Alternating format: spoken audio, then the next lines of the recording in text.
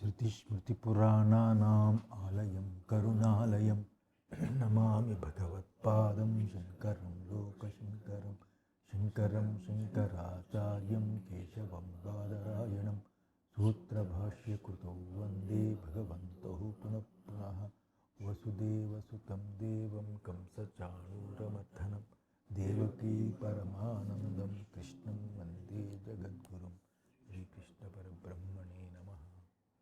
రెండు చేరాలి అంటే రెండు ఉండాలి కదా.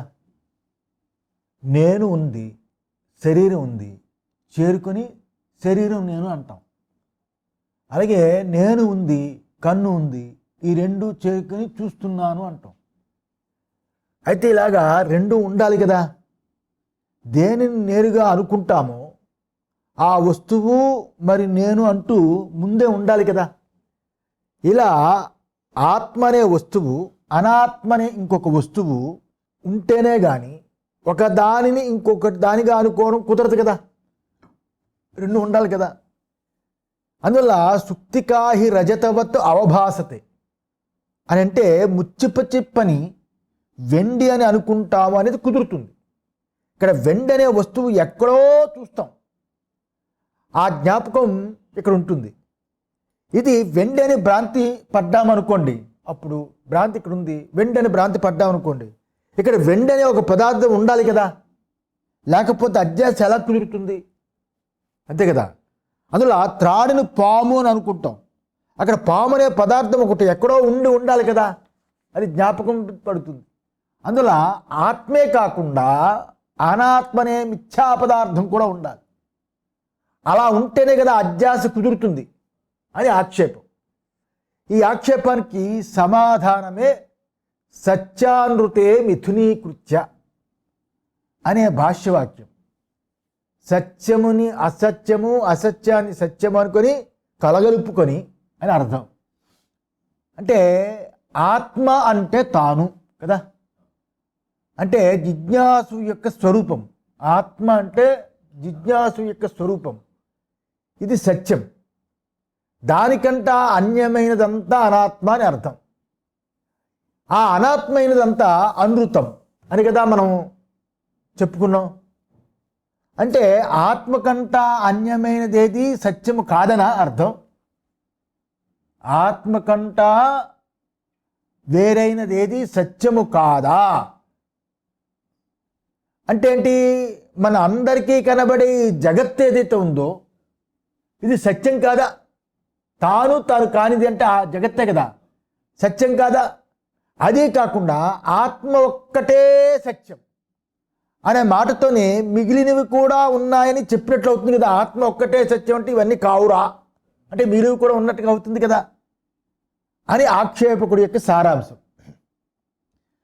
దానికి ఆచార్యుల ఉత్తరం ఏమిటంటే, జవాబు ఏంటంటే, కనబడే పదార్థము సత్యము, ప్రమాణగోచరమయ్యేది సత్యము, అర్ధక్రియాకారి అనేది సత్యము అని మొదలైన ప్రజలు సత్య శబ్దానికి ఇలా కొన్ని అర్థాలు పెట్టుకుని వ్యవహరించడం అనేది నిజమే. ఏదైతే కనబడుతుందో అది సత్యం అంటాం. ఇంత పరమాత్మ యొక్క విభూతి, పక్క గంగా హిమాలయాలు, ఇంత గొప్ప విభూతి, ఇది అసత్యం ఎలా అంటాం? కనబడేదంతా సత్యం అంటాం. ప్రమాణాలకి గోచరమయ్యేది సత్యం అంటాం. అర్ధక్రియాకారి అయినది సత్యం అంటాం. అర్థం అంటే ప్రయోజనం, దానికోసం చేసేది క్రియ, అది అర్ధక్రియ. దాన్ని సాధించేవాడు అర్ధక్రియాకారి. అటువంటి అర్ధక్రియాకారి అనేది సత్యం, ప్రయోజనం కోసం పనిచేస్తారు కదా. ఇలా జనులు మూడు రకాలుగా సత్య శబ్దానికి కొన్ని అర్థాలు పెట్టుకుని వ్యవహరిస్తారు కదా, అది నిజమే. అయితే కలలో కనిపించే దృశ్య ప్రపంచానికి దాని యందు ఉన్నట్లు తోచి ఉన్న కొన్ని దృశ్యాలు ఏవైతే ఉంటాయో ఆ దృశ్యాలకి ఇటువంటి కొన్ని లక్షణాలు అన్వయించవచ్చు. అక్కడ కూడా అర్ధక్రియాకారి ఉంటుంది, అక్కడ కనబడే పదార్థాలు ఉంటాయి, అక్కడ ప్రమాణాలు ఉంటాయి, ప్రమాణ గోచర విషయాలు ఉంటాయి. అయినా అవి సత్యంగా ఉండేవి కాదు అనేది అందరికీ స్పష్టం కదా, కళలో కనిపించేవి. అయితే ఉపనిషత్తుల్లో ఆత్మసత్యము అన్నప్పుడు ఇటువంటి అర్థాన్ని సత్యశబ్దం పెట్టుకోలేదు. ఈ అర్థాన్ని పెట్టుకోలేదు. ఆత్మసత్యం అంటే వీటిలో పెట్టినట్టుగా అలాగే ఆ సత్య పదాన్ని శబ్దాన్ని అలా పెట్టుకోలేదు ఆత్మ విషయంలో. ఎందుకంటే భగవత్పాదుల వారు తైత్రీయ భాష్యంలో యద్రూపేణ యన్నిశ్చితం తద్రూపం న వ్యభిచరతి ఇతి సత్ అన్నారు. యద్రూపేణ యన్నిశ్చితం తద్రూపం వ్యభిచరతి ఇది అసత్ అన్నారు. అంటే ఏది రూపంతో ఉంటుంది, ఇది ఏదైతే ఆ రూపంతో అది ఉంటుందని నిశ్చయమవుతుందో అది ఆ రూపాన్ని వదిలి వేరు కాకుండా ఉంటుంది. ఏది ఏ రూపంతో ఉంటుందో ఆ రూపాన్ని వదిలి వేరు కాకుండా ఆ రూపంతోటే ఉంటుంది. అప్పుడు దాన్ని సత్యమని పిలుస్తారు. యద్రూపేణ యన్నిశ్చితం తద్రూపం న వ్యభిచరతి, మార్పు చెందదు, దాన్ని సత్యం అంటారు. యద్రూపేణ యన్నిశ్చితం తద్రూపం వ్యభిచరతి ఇది అసత్. ఏది ఏ రూపంతో ఉందని నిశ్చయించుకుంటామో తర్వాత తన స్వరూపం కోల్పోతుంది. ఆ కోల్పోయిన దాన్ని అసత్తు అంటాం, అనృతము అంటాం, లేనిదే అని అంటాం. ఇది ఉపనిషత్తుల యొక్క ఆశయము అని భాష్యకారులు చెప్పారు. ఈ అర్థంలో ఆత్మ సత్యమైంది, ఆత్మ మార్పు చెందండి, మిగిలినదంతా అనృతము అని ఆచార్యులు వారు తైత్రీయ భాష్యంలో రాశారు. ఇక్కడ ఒక సంశయం. ఏమిటి సంశయం అంటే, ఆచార్యులు సర్వసమ్మత సత్యానృత లక్షణాన్ని వదిలిపెట్టి అందరికీ సమ్మతమైన సత్యము అనృతము అదే తీసుకోవాలి కదా. సమాజం అంతా దాని మీద ఆధారపడింది కదా, దాన్ని సత్యము అనృతము. దాన్ని వదిలిపెట్టి వారి సిద్ధాంతానికి అనుగుణంగా లక్షణాన్ని సత్యానృతే మిథినీకృత్య అనే శబ్దాన్ని ఎందుకు కల్పిస్తున్నారు? లోకంలో ఉన్న సత్యము అసత్యము అనే దాన్ని వదిలిపెట్టి ఈయన సొంతంగా ఒక అభిప్రాయాన్ని ఎందుకు వెలబొచ్చారు, సత్యానృతే మిథినీకృత్య అని? అంటే దీనికి ఆచార్యులు వారే కల్పించుకున్న లక్షణాలు కావు. ఆచార్యులు ఆయనే కల్పించుకోలేదు. మరేమంటే శృతియే చెప్పింది. ఏం చెప్పింది? సత్యంచానృతంచ సత్యమభవత్ యదిదం కించ తత్సత్యమిత్యాచక్షతే. తైత్రీయం 2:6. సత్యము అనృతము రెండు సత్యమే అయి ఉన్నాయి. ఇదంతా అయింది, దానినే సత్యమని పిలుస్తారు. ఇదంతా అదే అయ్యింది, దాన్నే సత్యమని పిలుస్తారు అని సత్యం గురించి చెప్పాడు. ఇక్కడ ఆత్మ ఒక్కటే పరమార్థంగా సత్యమే అయి ఉన్నా కూడా జనులు సత్యము అనృతము అనే వ్యవహరించే రెండు అదే అయి ఉందని తైత్రీయం చెప్పింది. జనులు ఏదైతే సత్యము అనృతమో చెబుతున్నారు, కానీ శాస్త్రం ఏం చెప్తుంది? జనులు ఏదైతే ఇది సత్యము ఇది అనృతం అని వ్యవహరిస్తున్నారో వేదం ఏం చెప్తుంది? రెండూ సత్యమని చెప్తుంది. సత్యం చానృతంచ సత్యం అభవతు, రెండూ సత్యమని చెప్తుంది. భగవద్గీతలో కూడా ఇలాగే చెప్పింది. నా సతో విద్యతే భావు నా భావో విద్యతే సతః. గీత 2:16. భగవద్గీతలో ఏం చెప్పింది? అసత్తుకి ఉనికి లేదు. నా అసతో నా విద్యతో భావం, అసత్తుకి ఉనికి లేదు. నా భావో విద్యతే సతః, సత్తుకి లేమి లేదు. సత్తు లేకుండా పోదు, అసత్తుకు ఉనికే లేదు అని సాక్షాత్తు పరమాత్మ చెప్పాడు భగవంతుడు. ఉదాహరణకి మనం ఉదాహరణ చెప్తే కానీ అర్థం కాదు కదా. ఉదాహరణకి ఒక కుండ తీసుకుందాం. ఒక కుండ అది ఒక స్వతంత్ర వస్తువు అని ముందు మనకు తోస్తుంది. ఈ కుండ అనేది ఒక స్వతంత్రంగా మనం వాడుకుంటాము, ఇది వస్తువు అని మనకు తోస్తుంది. తోచినా కూడా ఆ కుండ గురించి విచారించామనుకోండి, విచారిస్తే తన కారణమైన మన్ను కంటా వేరుగా లేదని తెలుస్తుంది. మామూలుగా అయితే కుండ అనేది మనం స్వతంత్రంగా వాడుకునే వస్తువు. కానీ దాన్ని విచారిస్తే అది స్వతంత్రత లేదు దానికి. ఆ కొండకి, కొండ అనే రూపానికి స్వతంత్రత లేదు. కొండ మట్టిని వదిలి ఉండదు,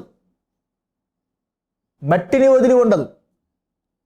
మట్టి ఒకానొక ఆకారంతో ఉన్నప్పుడు కొండ అని అంటాం, కొండ అని అంటాం. అందుచేత కారణమైన మట్టి, ఆ కారణమైన మట్టి దృష్టితో కొండ అనృతమైంది కదా. కొండ అనేది కేవలము నామము రూపమే కానీ ఉన్నది అది మట్టే కదా. ఆ నామరూపాల కల్పనే కానీ ఉన్నది అక్కడ మట్టే కదా. కనుక మట్టి దృష్టితో కొండ అనృతమైంది. అంటే ఏంటి? ఊరగల తోస్తుంది.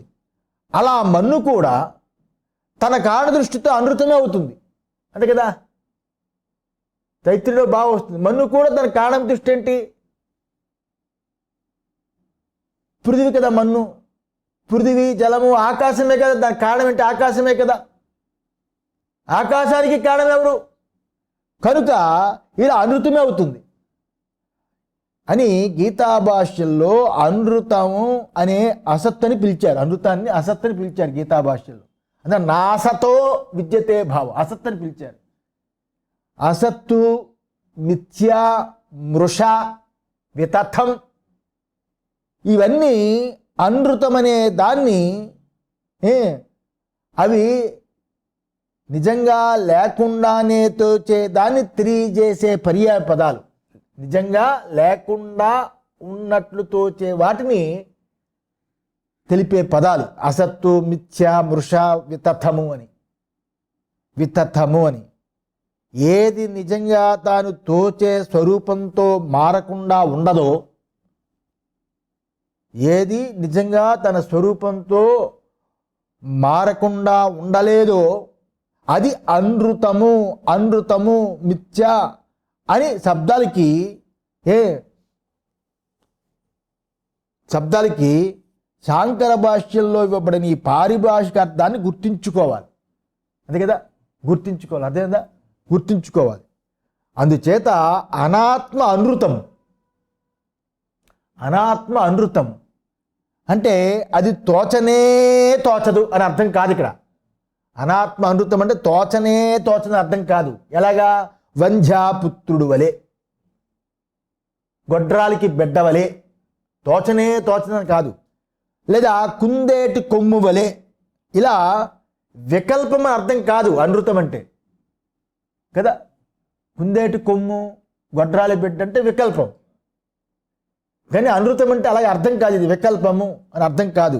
అది తోచినట్లు నిజంగా ఉండదు అని అర్థం. తోచినట్లు నిజంగా ఉండదు అని అర్థం. జీవితంలో ఇవి సత్యాలు. తోచినట్లుగా ఏముంది చెప్పండి? శరీరం అనేది మార్పుతోటే పోతుంది, మార్పుతోటే అదృశ్యమైపోతుంది, మార్పుతోటే అన్నీ అవుతూ ఉంటాయి, అన్నీ మారిపోతూనే ఉంటాయి. అందుచేత చిదాత్మ తన స్వరూపాన్ని ఎప్పుడూ మార్చుకోకుండా ఉంటుంది.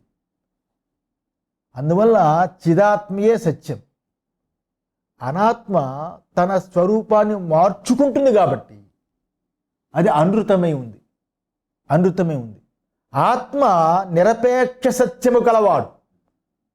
అంటే ఎటువంటి అపేక్ష లేకుండా సత్యస్వరూపుడు. అంటే ఏంటి? తన ఉనికి కోసం ఇంకొక దాన్ని అపేక్షించడు. నేనున్నాను అంటావా? నేనున్నానో లేదో అని అర్థం దగ్గరికి చూసుకుంటావా? సంశయమే రాదు. వెళ్ళి అర్థం దగ్గర చూసుకుంటావా? దాని ఉనికి కోసం ఇంకొక దాన్ని అపేక్షించదు. నేననే స్వరూపంతో సుషుప్త్యాదులు యందు ఆత్మ తోచకపోయినప్పటికీ సుషుప్తి, మూర్ఛ, కోమ, మరణము ఇలాంటి నేననే స్వరూపంతో సుషుప్త్యాదులు యందు అక్కడ నేననే రూపంతో కదా ఆత్మ తోస్తుంది. అహం ప్రత్యేకమ్యుడు కదా నేననే రూపంతో. అది సుషుప్తాదులు యందు అలా ఆత్మ తోచకపోయినప్పటికీ నేననే రూపంతో అనాత్మ కూడా దేహాది రూపాన్ని వ్యవహారం ఉన్నంత వరకు మార్చుకున్నా కూడా నేనుగా తోచడమే ఆత్మ యొక్క నిశ్చిత రూపం కాదు. ఇక్కడ అనాత్మ కూడా దేహాది రూపాన్ని వ్యవహారం ఉన్నంత వరకు ఏదైతే ఉందో బాల్యాది ఏవైతే ఉన్నాయో అది మార్చుకున్నా కూడా దేహాదులు బాల్యము, యవ్వనము, కౌమారము ఇలా మార్చుకున్నా కూడా ఇక్కడ నేనుగా తోచితే ఆత్మ యొక్క నిశ్చయ రూపం కాదు. అలా మార్చుకున్నా కదా, నేను ముసలివాడిని, నేను యవ్వనస్తుడిని, నేను పిల్లవాడిని అన్నప్పుడు నేను అనేది మారదు, కానీ శరీరం మారుతూ ఉంటుంది, ఇంద్రియాలు మారుతూ ఉంటుంది, ఆలోచనలు మారుతూ ఉంటాయి. ఇలా మార్చుకున్నా కూడా నేనుగా తోచే ఆత్మ నిశ్చిత రూపం అది కాదు నిజంగా. ఎందుకంటే ఆత్మ యొక్క నిశ్చిత స్వరూపము జ్ఞానస్వరూపమే. ఆత్మ యొక్క నిశ్చిత స్వరూపం ఎప్పుడు తాను కాని శరీరంతో సంబంధం ఉన్నప్పుడు నేను అని అనిపిస్తుంది. సుషుప్త్యాదుల్లో శరీరం ఉండదు కాబట్టి నేనని అనిపించదు. ఆత్మ నేననేది అనిపించదు. తాను కాని శరీరంతో సంబంధం ఉన్నప్పుడు నేను అనిపిస్తుంది. అది నిశ్చిత రూపం కాదు, అది కలగలుపు రూపం. మిథ్యానృతే విధినీకృత్య. కనుక చక్కగా విమర్శ చేస్తే అనాత్మ అయిన దేహాదులు ఒకే రూపంతో నిలిచి ఉండడం సాధ్యం కాని విషయం. ఈ అనాత్మైన దేహాదులు ఒకే రూపంతో ఉండడం అనేది సాధ్యం కాని విషయం. అనాత్మ ఏదో ఒక రూపంతో స్థిరంగా ఉన్నట్లు చూపిస్తున్నా కూడా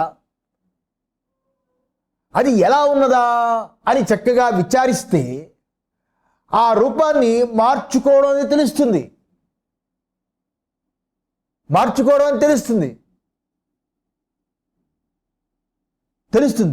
ఎందుకంటే తనకు కారణమైన వస్తువు కంటే స్వతంత్రమైన ఉనికి లేదు కాబట్టి.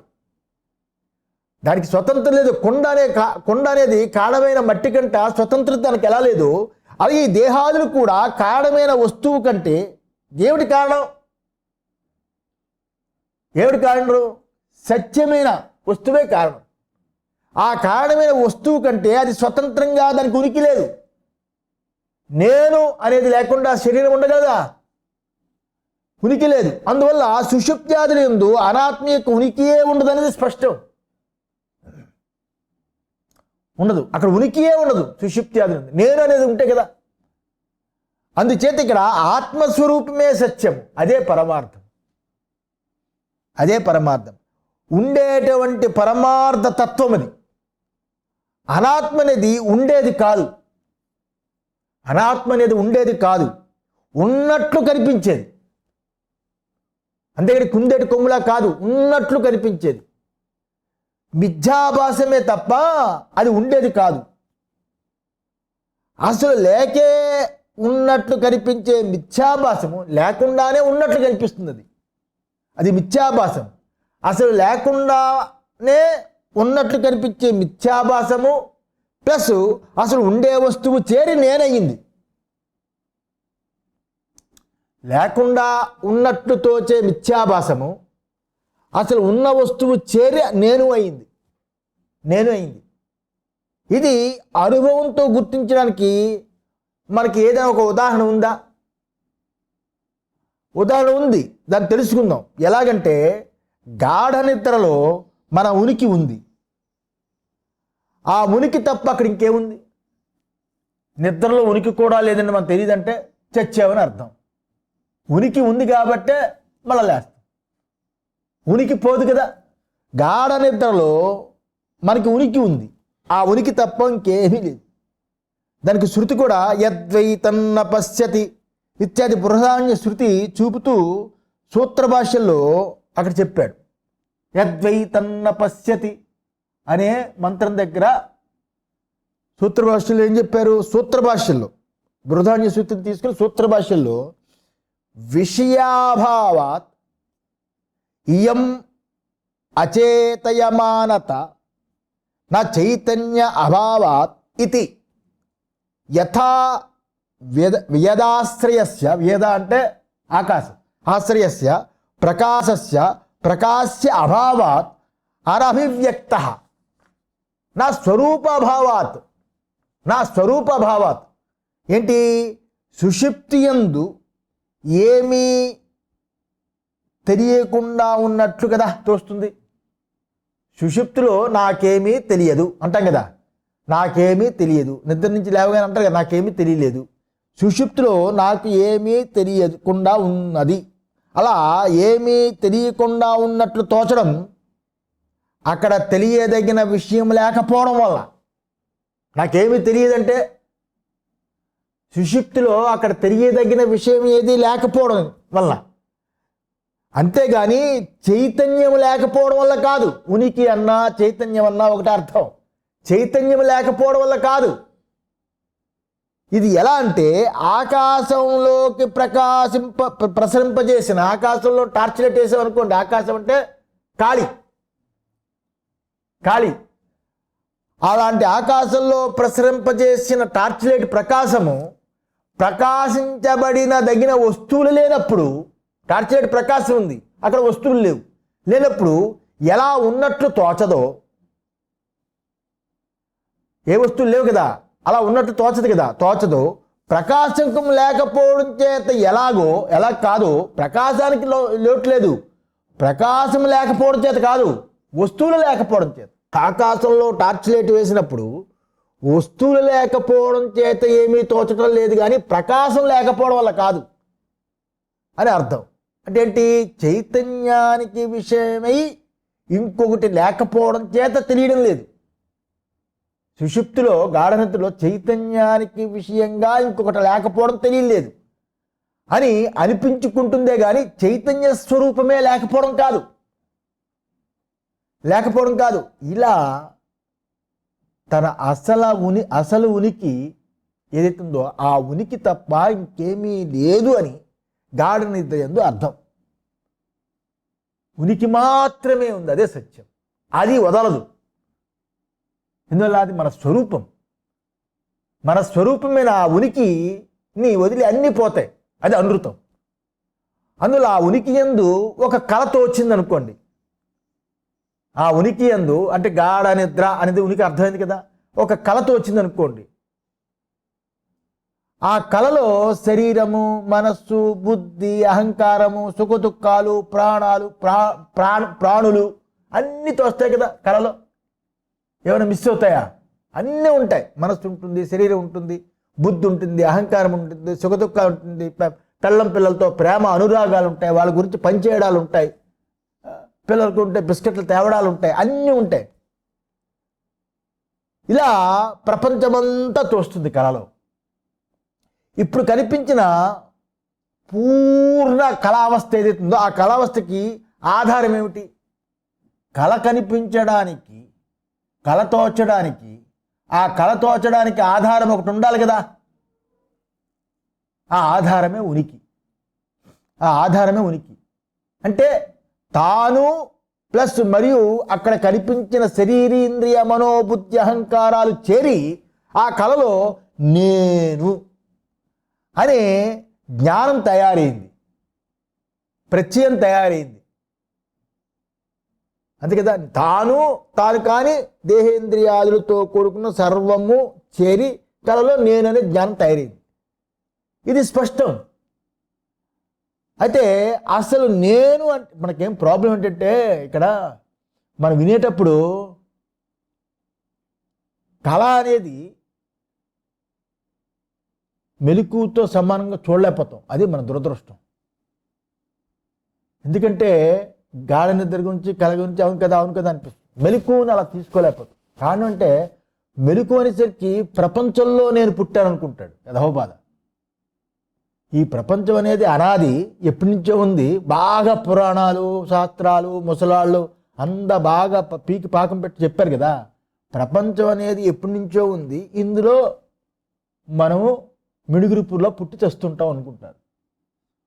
ఒరే, కళలో ప్రపంచం వస్తున్నప్పుడు, కళలో ప్రపంచం తోస్తున్నప్పుడు, ఆ ప్రపంచం కళ చూస్తున్న సమకాలంలో ఈ ప్రపంచం ఇప్పుడే కళలో కనిపించింది అనుకుంటావా?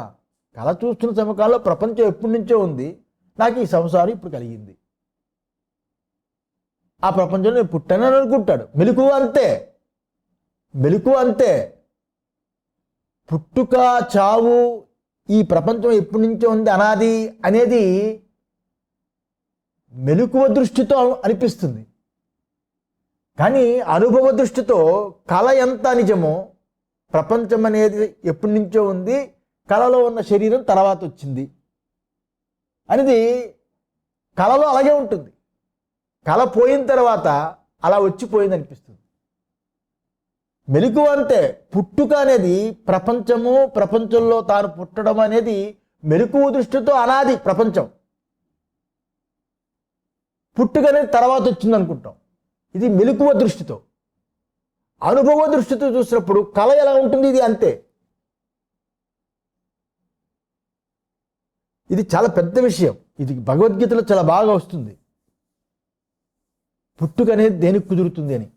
కనుక ఈ రకంగా అసలు నేను అంటే ఆ కళకి ఆధారుడైన తాను. నేను అంటే ఏంటి? ఆ కళకి ఆధారుడైన తాను. ఆ కళలో ఏవేవి కనిపిస్తాయో, శరీరము, ఇంద్రియాలు, ప్రాణము, మనస్సు, బుద్ధి మొదలైన వాటి యందు నేను అని బుద్ధి పెట్టుకునే బయలుదేరుతాడు కదా.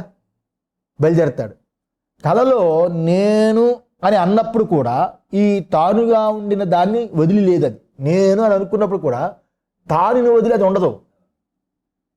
నేను అనేది ఒక ఆభాస, ఇంద్రియాలతో సంబంధం వల్ల నేను అనుకుందే కానీ నేను అనుకున్నంత మాత్రాన తాను అనే స్వరూపం పోదు. తాను అనే స్వరూపం పోదు. అందువల్ల కళలో నేను అన్నప్పుడు కూడా ఆ తాను ఉండి దాన్ని వదిలి ఉండదు. తానుగా ఉన్నది తానుగానే ఉంటుంది, అది మారదు. అయితే ఈ శరీరేంద్రియాలందు తనను చేర్చుకున్నాడు. అలా చేర్చుకుని నేననే వ్యవహారం జరుగుతుందని స్పష్టం. తాను అనే దాంతో వ్యవహారం జరగదు. నేననే వ్యవహారం జరగాలంటే దేహేంద్రియాలతో సంబంధమే అవ్వాలి. అందువల్ల ఆ కళలో ఏదో చేస్తాం కదా. ఆ కళలో ఏదో చేస్తాం. సుఖ దుఃఖాలన్నీ అనుభవిస్తూ ఉంటాం. డాక్టర్ దగ్గరికి వెళ్తే దుఃఖం, స్వీట్ కూడా దుకాణానికి వెళ్తే సుఖం, ఏదో చేస్తూ ఉంటాం. అయితే ఆ కళ పోతుంది. ఆ కళ పోతే ఆ శరీరేంద్రియ మనోబుద్ధులన్నీ పోతాయి. ఉంటాయా? ఒక్క ఇన్స్ట్రుమెంట్ కూడా మళ్ళీ మనం బయటికి తేలాం. అందువల్ల తాను మాత్రమే మిగిలి ఉంటాడు. కళకి ఆధారుడైన తాను పోలేదు కదా. కళ అంతటికీ ఆధారుడైన తాను పోలేదు కదా. అలా కళ పోయిందే తప్ప కళకి ఆధారుడైన తాను పోయాడా? ఇప్పుడేమైంది? ఈ తాను ఏ ఉనికిగా ఉన్నాడో, కళ కనిపించడానికి ముందు ఆ ఉనికిగానే తానున్నాడో, ఈ తాను ఏ ఉనికితో ఉన్నాడో కళ కనిపించడానికి ముందు కూడా ఆ ఉనికితోటే ఉంటాడు. అలాగే ఉన్నాడో, కళ కనిపించినప్పుడు కూడా ఆ ఉనికితోటే తానున్నాడో, కళ పోయిన తర్వాత ఏ ఉనికి స్వరూపుడై ఉన్నాడో ఆ ఉనికికి సత్యము అని పేరు. ఆ ఉనికికి సత్యం అని పేరు. ఎందుకంటే అది తన యందు ఏ మార్పు చెందకుండా ఉంది. అది గుర్తుంచుకోవాలి. అవస్థలు వచ్చిపోతాయి కానీ అవస్థలకి ఆధారుడైన ఆ ఉనికి మాత్రం పోదు. అది మార్పు చెందకుండా ఉంటుంది. మార్పే చెందేవి ఇవే. అయితే కళయందు కనిపించిన ఏ దృశ్యరాశియో ఆ దృశ్యరాశి, కళలో కనిపించిన ఆ దృశ్యరాశియో మిథ్య. కళలో కనిపించిన ఆ దృశ్యరాశి అంతా మిథ్య కదా. కళలో కనిపించిన ఆ దృశ్యరాశి అంతా అనృతం కదా అని అర్థం. ఎందుకంటే అది మార్పు చెందుతూ కనిపించి అణిగిపోతుంది. అది దాని స్వభావం, ఆ కళ స్వభావం. అందుచేత కళలో కనిపించిన శరీరేంద్రియ మనోబుద్ధులన్నీ మిథ్యాభాసములు. ఆ కళ ప్రపంచానికి ఆధారుడైన తానే సత్యం. అందుకని ఆరణ్యకాలు అన్నారు. ఆరణ్యకాలంటే అరణ్యాల్లో చర్చ అయ్యేది. ఇది ఇలాంటి పండితుల దగ్గర ఉన్నాం అనుకోండి, పంచాంగం తీయండి, ఇవాళ తిదేంటి, నక్షత్రం ఏంటి, వచ్చే సంవత్సరం ఎలా ఉంటుంది, ముందు సంవత్సరం ఎలా ఉంది,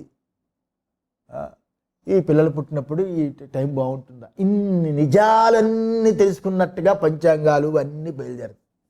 ఇవన్నీ ఏం చెప్తాయి? సమాజం ఏదైతే అనృతాన్ని నిజమనుకుందో దాన్ని వారికి కర్తవ్యంగా చెప్తుంది. ఎందుకు? ధర్మాన్ని నిలబెట్టడానికి, ధర్మాచరణ చేయడానికి. దానివల్ల వాడికి చిత్తశుద్ధి వస్తే ఎప్పటికైనా వాడి జ్ఞానం కలుగుతుందనే శాస్త్రం యొక్క ఆశ. కానీ జ్ఞానం కలిగినా అది నిజమని తిరుగుతూ ఉంటారు. జ్ఞానం కలిగిన తర్వాత ఇవన్నీ అక్కర్లేదు. ఎందుకంటే జ్ఞానానికి కళ ఎంతదో, దేహేంద్రియ మనోబుద్ధి చిత్తహంకారాలతో కూడుకున్న సూర్య చంద్ర నక్షత్రాదులు, ఇలా గంగా యమున సరస్వతి, మనం తిరగడాలు, కేదారు బదిరి వెళ్ళడం, తిరుపతి వెళ్ళడం అన్నీ కూడా ఏ రకంగా మెలకువలో జరుగుతుందో కళలో కూడా అవే జరుగుతాయి. అందులో ఏది లోటుపాటు ఉండదు. కానీ అక్కడ తీసుకోవలసింది అంటే రెండు అవస్థలకి తాననే ఉనికి.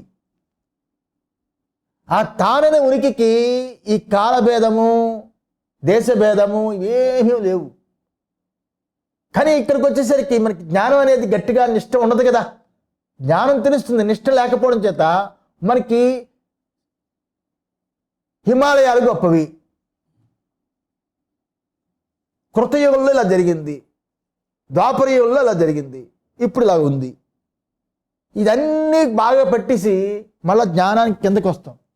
ఆ ఉనికి మీద నిలబడాలి నిష్ట. ఎంత చెప్పినా అవన్నీ కూడా కృతయుగం, కలియుగం అన్నీ కూడా అవి కూడా కళలో ఉంటాయి. కనుక ఇక్కడ కనిపించే శరీరేంద్రియ మనోబుద్ధ్యాదులు ఏవైతే ఉన్నాయో అవి, మరియు పూర్ణమైన మెలకు అవస్థకు ఆధారమైన తన అసలు ఉనికి, ఈ రెండు చేరి ఈ నేనని తోస్తుంది. కళలు ఎలా అయితే వస్తుందో మెలకువలో కూడా అంతే. మనకి ఇక్కడ ఏదైతే కనిపిస్తుందో శరీరము, ఇంద్రియాలు, మనస్సు, బుద్ధి ఏవైతే ఉన్నాయో అవి పూర్ణంగా మెలకు అవస్థకు ఆధారుడు. మొత్తం మెలకు అంతటిని ఎవడైతే చూస్తున్నాడో, మెలకువను గారు ఎవడు చూస్తున్నాడు? కన్ను చూస్తుందా? కన్ను ఆ కొండను చూడగలదు. కానీ మెలకు అంతటిని చూసేది ఎవరు? తాను. అలా కలంతటి చూసాడు ఎవడు? తాను. కళలున్న వస్తువు కన్ను చూస్తుంది, అక్కడ ఉన్న కన్ను. అలాగే మెలకువలో ఉన్న వస్తువు కన్ను చూస్తుంది. కానీ కళంతటిని చూసేవాడు ఎలాగో మెలకు అంతటిని చూసేవాడు దానికి ఆధారమైన తన అసలు ఉనికి ఈ రెండింటిని చేరి నేనని చూస్తుంది. దేహేంద్రియ మనోబుద్ధులు ఇది చేరి మెలకువలు కలలాగి. అందువల్ల సత్యానృతే విధినీకృత్య అనే మాటని సార్వత్రిక పూర్ణానుభవంతో దృష్టిలో పెట్టుకుని ఆచార్యులు వారు రాశారు. ఇది సార్వత్రిక పూర్ణానుభవ దృష్టి. సార్వత్రిక అనుభవంలో ఈ దృష్టి కుదరదు. అది వైదిక దృష్టి, ఇది పూర్ణానుభవ దృష్టి. ఈ రకంగా సత్యమైన వాడు ఆత్మ, అనృతమైనది అనాత్మ అని నిశ్చయించబడగా ఆ రెండిటినీ కలగలుపు చేసుకోవడమే మిథునీకరణం. 12 రాశుల్లో మిథునం ఉందా? ఆనందం. మిథునం అంటే చాలా మంచిది, కలిసి ఉంటారు, సంసారం బాగుంది. ఎందుకంటే మిథునం కలిసి ఉండడం, కలగలుపు, మిథునీకరణం. బుద్ధి యందు రెండింటి మధ్య సంబంధాన్ని కల్పించుకోవడం ఏదైతే ఉందో, బుద్ధిలో రెండింటి మధ్య సంబంధాన్ని ఏదైతే కల్పించుకుంటామో దాన్ని మిథ్యాజ్ఞానం అంటారు. రెండింటి ఏంటంటే తాను కాని దేహేంద్రియాదులు రెండింటి యొక్క సంబంధం బుద్ధిలో కల్పించుకుంటాం కదా. ఆ కల్పించుకుని ఏదైతే ఉంటుందో దాన్ని మిథ్యాజ్ఞానము అంటాం, అధ్యాస అని అంటాం. అయితే ఇప్పుడు మేము మిథ్యాజ్ఞానం లేదా అధ్యాసలో ఉన్నామా? లేదా? ఉన్నాం కదా, కల్పించుకుని ఉన్నాం కదా. కనుక దీని చేత మిథ్యాజ్ఞాన నిమిత్తము లోక వ్యవహారం అని సిద్ధమవుతుందని శంకరాచార్యులు చెప్పారు. అందులో మిథ్యా విషయక జ్ఞానమే మిథ్యా అని అనిపిస్తుంది. మిథ్యా విషయక జ్ఞానమే మిథ్య అని అనిపిస్తుంది. ఆ జ్ఞానమే కదా, బుద్ధే కదా, రెండింటిని కలగలుపు చేసుకుని. అందువల్ల ఇక్కడ మిథ్య ఏది అంటే విషయుడు, విషయము విషయి, విషయి తాను, విషయము దేహేంద్రియ మనోబుద్ధులతో కూడుకున్న ప్రపంచమంతా నాది ఇది అని. ఈ రెండు చేరి మిథునీభావం. అలాంటి మిథునీభావం ఉన్నాయని వాటిని కలిసినట్లు అనుకోవడమే మిథునీభావం. ఆ రెండు కలిసినట్లు అనుకోవడమే మిథునీభావం. కలవవు కదా, తమ ప్రకాశవత మర్చిపోకూడదు, కలవవు. అలా కలిసినట్లు అనుకోవడమే మిథునీభావం. అనుకోవడం అనేది ఏదైతే ఉందో ఎవరిది అనుకుంటుంది? ఉనికి అనుకుంటుందా? తాను అనుకుంటుందా? అనుకోదు. దేహాలు ఇంద్రియాలు అనుకుంటాయి, అనుకోదు. ఎవరు అనుకుంటారు? ఈ రెండిటి యొక్క రెండు కలిసాయని అనుకోవడం ఎవరు అనుకుంటారు? రెండూ కలిసిన తర్వాత నేను అనే దానివల్ల. రెండూ కలవకముందు నేను లేదు కదా, అనుకోవడానికి ఏముంది? రెండూ కలిసిన తర్వాత ఇప్పుడు సుషుప్తిలో దేహేంద్రియ మనోబుద్ధి చిత్తహంకారాలతో కూడుకున్న సమస్త ప్రపంచము లేదు కాబట్టి అక్కడ అనుకోవడం కుదరదు. ఎందుకంటే కలయికకి తాను అనే ఉనికి, దానికి కలయిక రెండో వస్తువు లేదు. అందువల్ల ఇక్కడ ఈ మిథునీకరణం మరియు సత్యానృతముల యొక్క కలయికలో నిజము అయిన తాదాత్మ్యం కానీ, సత్యానృతము అనే సత్యము అనృతము, సత్యం చానృతం చ సత్యం అభవతు, సత్యము అనృతము ఈ రెండు కలయికలో నిజమైన తాదాత్మ్యం కానీ, తాదాత్మ్యము అంటే తదాత్మనోభావ, తాదాత్మ్యం తదాత్మనోభావ అంటే అదే తన స్వరూపమని భావించడం. తాదాత్మ్యం అదే దాని స్వరూపం, దానితో మమేక్య అవ్వడం, ఇదే మన స్వరూపం, దాంతో మమేక్య అవ్వడం. అందులో అందుకని పూర్వీకులు మరణవాసన దగ్గర అవుతున్న కాలం అంటే 60, 70 అలా వస్తూ ఉంటే మనస్తత్వం మారుతూ ఉండేది పూర్వీకులకి. ఎందుకంటే శరీరం శిథిలం అవుతుంది, మనం బయలుదేరబోతున్నాం అని ఆ జ్ఞానం పూర్వం ఉండేది. కనుక సత్యానృతముల కలయికలో నిజమైన తాదాత్మ్యం కానీ, అంటే ఒకదాని స్వరూపం ఇంకొక దాని స్వరూపం అవడం కానీ, మరియు ఒకదాని ధర్మాలు మరి ఒక దానివిగా వాస్తవికంగా మార్పు కానీ అలా అయిపోవడం వీలు కాదు కదా. అది ఎందువల్ల? సత్యానృతి కలయికది. ఆ కలయిక నిజమైన తాదాత్మ్యం అయిపోతుందా? అర్థమవుతుందా? సత్యము అనృతము రెండూ కలిసి అంటే అర్థం ఉంది. తమ ప్రకాశవత్తు విరుద్ధ స్వభావయం. అనృతము సత్యము కలడం అంటే ఏముంటుంది? అది అర్థం లేని మాట. కుందేటి కొమ్ము గొడ్రాలి బిడ్డ అంటే మనకు ఒక భావం వచ్చేసినట్టుగా అలా సత్యానృతం కలిసి అంటే అది ఒక భావం రావచ్చు, కానీ అది అవుతుందా? అందువల్ల సత్యానృతముల కలయికలో నిజమైన తాదాత్మ్యం ఉండదు. అంటే ఏంటి? ఒకదాని స్వరూపం ఇంకొక దాని స్వరూపంగా అయిపోదు. ఇప్పుడు కుండ అనేది ఉందనుకోండి, కుండ అనేది అది మట్టి స్వరూపమే, కానీ మట్టి స్వరూపము కాకుండా ఇంకోలా మారిపోతుందా? మట్టి మట్టిగానే ఉంటూ కుండగా కనిపిస్తుంది. కుండగా కనిపించేది అనృతం, మట్టియే నిజం. మనం అనుకున్నాం అంటే కుండగా మార్చేశాము, కులాడు కుండగా తయారు చేశాడు, అంతే కదండి, మట్టే కదా అది. కనుక ఒకదాని ధర్మాలు మరొక దానిగా వాస్తవికంగా మార్పు కానీ కుదరదు.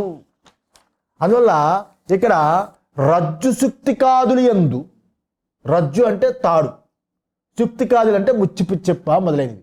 ఈ త్రాడు ముచ్చిపు చిప్ప వాటి యందు సర్పరజితాది అంటే పాము వెండి ఇత్యాదులు సమారోపము నిజమైన తాదాత్మ్యం కానీ, అంతే కదా. తాడు యందు పాము నిజమైన తాదాత్మ్యం ఉంటుందా? తాదాత్మ్యం అంటే మమైక్యం అయిపోవడం, అదే నా స్వరూపం భావించడం. తాడు యందు పాముతో వచ్చింది అనుకోండి, పాము అదే స్వరూపం అయిపోతుందా? తాడు పాము అయిపోతుందా? ముచ్చిపు చెప్పు వెండి అయిపోతుందా? ఇలా సమారోపము నిజమైనది అని తాదాత్మ్యం కానీ, ధర్మ సంక్రాంతి కానీ, సంక్రాంతి కలవడం లేకుండానే అవి వివేక విజ్ఞాన రాహిత్య మాత్రం చేతనే ఎలా సంభవిస్తుందో, వివేకం లేకపోవడం చేతనే కుదురుతుంది, కానీ వివేకం ఉంటే కుదురుతుందా? పాము తాడు స్వరూపం కోల్పోయి పాము అయిపోతుందా? ముచ్చిప్ప చిప్ప స్వరూపం కోల్పోయి వెండైపోతుందా? ఇది కేవలం ధర్మ సంక్రాంతిగా లేకుండానే వివేక విజ్ఞాన రాహిత్యం, వివేక విజ్ఞానం లేకపోవడం చేత మాత్రం చేతనే ఎలా కుదురుతుందో అలాగే ప్రస్తుతంలో ఆత్మ అనాత్మల వివేక విజ్ఞాన రాహిత్యం, ఆత్మానాత్మల వివేక విజ్ఞానం లేకపోవడం చేతనే పరస్పర సమారోపణ జరుగుతుంది అని తెలుసుకోవాలి. ఇలా ఒకదాని నుండి ఇంకొక దాన్ని వేరు చేసి తెలియకపోవడం చేత ఒకదానిని ఇంకొక దానిగా తలిచే ఏ మిథ్యాజ్ఞానం ఉందని మీరు చెప్పారో నేను సంశయం దీని మీద. ఒక దాని నుండి ఇంకొక దానిని వేరు చేసి తెలియకపోవడం, వివేకం లేకపోవడం, ఒక దాని నుండి ఇంకో దాన్ని వేరు చేసి తెలియకపోవడం, వివేకం లేకపోవడం, ఒక దాన్ని ఇంకొక దానిగా తలిచే ఏ మిథ్యాజ్ఞానం ఉంది. ఒకదాన్ని ఇంకో దానిగా అనుకున్నాను, సత్యానృతే మిథుని, ఒకదాని నుంచి ఇంకో దాని విడదీసి తెలుసుకోకపోవడం, విషయీనో ఇలా తెలుసుకోకపోవడం, ఒకదాన్ని ఇంకొక దానిగా తలవడం ఏదైతే ఉందో అది మిథ్యాజ్ఞానం. అది ఏదైతే ఉందో దాని నిమిత్తము చేత ఈ రెండిటిని కలుపుకొని వ్యవహారం చేస్తున్నారు అన్నారు కదా మీరు. రెండింటినీ కలిపి వ్యవహారం చేస్తున్నారు, లోక వ్యవహార అన్న మిథునీకృత్య. అటువంటి ఆ వివేకము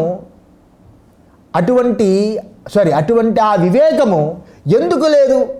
రెండు కలగలుపు చేసుకుని వ్యవహరిస్తున్నారు. ఏది ఒకదాన్ని ఒకటి తలిచి మిథ్యాజ్ఞానం చేత అలా వ్యవహరిస్తున్నారు అని అన్నారు కదా. మరి అలాంటి వివేకం ఎందుకు లేదు? వాళ్ళ కలగలుపు చేసుకున్నాం, నిజంగా రెండు వేరు అని ఎందుకు లేదు అని సంశయం. ఇప్పటిదాకా చెప్పేది ఏంటి? అది చూస్తే అధ్యాసని చెప్పడానికి ప్రారంభించారు మీరు. అధ్యాసని కదా చెప్పడానికి ప్రారంభించారు. అధ్యాస అంటే తప్పు తెలివి అన్నారు. అధ్యాస అంటే మిథ్యాజ్ఞాన నిమిత్త అన్నారు కదా. మిథ్యాజ్ఞానం అంటే తప్పు తెలివి. ఆ తప్పు తెలివి స్వరూపం ఎలాంటిది అనేది కూడా చెప్పేశారు. ఆత్మని అనాత్మగాను, అనాత్మని ఆత్మగాను, మరియు ఆత్మధర్మాలని అనాత్మధర్మాలుగాను, అనాత్మధర్మాలని ఆత్మధర్మాలుగాను తలవడం వర్ణించారు మీరు. ఆత్మని అనాత్మగాను, అనాత్మని ఆత్మగాను అంటే ఆత్మస్వరూపాన్ని అనాత్మస్వరూపంగాను, ఆత్మస్వరూపాన్ని ఆత్మస్వరూపం అంటే స్వరూప ధర్మాలు ఒకదాని ఉందో ఒకదాని ఉంది స్వరూప, అది అధ్యాస. అలాగే ఆత్మధర్మాలు దీని యందు ధర్మాలు అంటే ఏంటి? ఆత్మిక ధర్మం చైతన్యం, దాని ధర్మం జడం. నిద్రలో నేను జడంగా పడి ఉన్నానండి, మేలుకున్నాక నేను చైతన్యం ఎక్సర్సైజ్ అంత బాడీ బాగుందండి అంటే ఏంటి? నిద్రలో చైతన్యం మాత్రమే ఉంది. నిద్రలో చైతన్యం లేకపోతే నువ్వు లేవలేవు. మెలుకున్నాక దేహేంద్రియాలు, అచేతనమైన దేహేంద్రియాలు నేను అనుకున్నాక కూడా నేను చైతన్యవంతుడు అంటున్నాను. ఇది అధ్యాస. ఎందుకంటే ఏముంటుంది? కనుక ఆత్మని అనాత్మగా, అనాత్మని ఆత్మగా, మళ్ళీ ఆత్మధర్మాలని అనాత్మధర్మాలుగా, అనాత్మధర్మాలు ఆత్మధర్మాలుగా తలవడం కూడా వర్ణించారు. ఎలాగా? అన్యోన్యస్మిన్ అన్యోన్యాత్మకతాం అన్యోన్య ధర్మాశ్చ అధ్యస్య అన్నారు. ఒకదాని స్వరూపాన్ని వేరొక దాని యందును, ఒకదాని ధర్మాల్ని మరొక దాని యందు ఆరోపించుకుంటున్నారు అన్నారు. ఇప్పుడు ఈ వాక్యంలోని సారస్యం చూడాలి మనం. ఈ వాక్యంలోని సారస్యం చూడాలి. ఇక్కడ 3 విషయాలు ఇక్కడ చూడాలి. 3 ఏంటంటే చాలా ఇంపార్టెంట్. సత్యానృతే మిథునీకృత్య అన్నారు. ఈ సత్యానృతే మిథునీకృత్య అన్న చోట ఆత్మ మరియు అనాత్మ అని 2 ఉండే వస్తువులు కాదు. సత్యానృతే మిథునీకృత్య అన్న చోట ఆత్మ మరియు అనాత్మ అని 2 ఉండే వస్తువులు కాదు. ఒకటి ఉన్నది, రెండవది ఆ ఉన్నదాన్ని ఉన్నదానిగా తెలియనప్పుడు ఉన్నట్టుగా తోచేది. అది కదా మీరు చెప్పారు. ఒకటి ఉంది సత్యం, ఇంకోటి ఉన్నది ఉన్నదానిగా తెలియనప్పుడు అది ఉన్నట్లుగా తోచేది. అది ఒక విషయం, అంతే కదా. అలాగే కదా చెప్పారు. ఒకటి ఉంది, రెండవది ఆ ఉన్నదానిని ఉన్నదానిగా తెలియనప్పుడు. ఒకటి ఉంది, ఆ ఉన్నదాన్ని ఉన్నట్టుగా తెలియనప్పుడు ఉన్నట్లుగా తోచేది అని చెప్పారు. ఇది ఒక విషయం. ఇంకా రెండవది, ఇలా ఎందుకైనదంటే, ఈ రకంగా ఎందుకైంది అని అంటే ఇతరేతరా వివేకేన అన్నారు. ఇతరేతరా వివేకేన, అనాత్మ అనేది లేనిది అంటే ఏంటి? అనాత్మ అనేది లేనిదే, అనాత్మ అనేది మిథ్యాభాసమే, ఇది ఎప్పుడూ ఉండేది కాదు అనే వివేకం లేదని అర్థం కదా. ఇతరేతరా వివేకేనంటే అనాత్మ అనేది లేనే లేదు, మిథ్యాభాసమే, అది ఎప్పుడూ ఉండేది కాదు అనే కదా వివేకం. ఆ వివేకం లేదు, ఆ వివేకం లేదు. ఆత్మ అనేది ఉండేటటువంటి తత్వం, ఆత్మ అనేది ఉండేటటువంటి తత్వం. ఆ తత్వమే, ఆ తత్వం ఏదైతే ఉందో అది తప్ప ఇంకొకటి లేదు అని నిశ్చయ జ్ఞానం కూడా లేదు. ఇతరేతరా వివేకం, ఆ నిశ్చయ జ్ఞానం కూడా లేదు. అందుచేత అవివేకము చేత ఇలా అయిందే తప్ప ఇంకొక కారణం లేదు అని కదా మీరు చెప్పారు. పోనీయండి, ఆ అవివేకాన్ని కారణంగాను అజ్ఞాసని కార్యంగాను ఎందుకు పెట్టుకోకూడదు అని ప్రశ్న. బాగుంది, అంతే కదా మీరు చెప్పింది, బాగుందా? పోనీయండి, మీరు చెప్పారు అవివేకాన్ని కారణంగా పెట్టుకుందాం. వివేకం లేకపోవడమే అవివేకం కదా, అది కారణంగా. ఆ వివేకం లేకపోవడమే కారణం చేత అజ్ఞాస కలిగింది అన్నప్పుడు అది కార్యంగా పెట్టుకుందాం. అజ్ఞాసని ఎందుకు అలా పెట్టుకోకూడదు? అర్థమైందమ్మా అని ప్రశ్న. అవివేకము ముందు అయింది. అప్పుడు అవివేకం అంటే ఏంటి? తెలియకపోవడం. వివేకం లేకపోవడం, తెలియకపోవడం, అది ముందు. తర్వాత అధ్యాస అని కార్యకారణభావం ఎందుకు చెప్పకూడదు? అవివేకము కారణం, అలాగే ఇక్కడ అధ్యాస కార్యం. ఇలా కార్యకారణభావం ఎందుకు చెప్పకూడదు అని ప్రశ్న. దీని గురించి కొద్దిగా చెప్పుకోవాలి మనం, దీని గురించి మనం చెప్పుకోవాలి. సహనా భవతు సహనో భునక్తు సహ వీర్యం కరవావహి తేజస్వినావధీతమస్తు మా విద్విషావహి. ఓం శాంతి శాంతి శాంతి.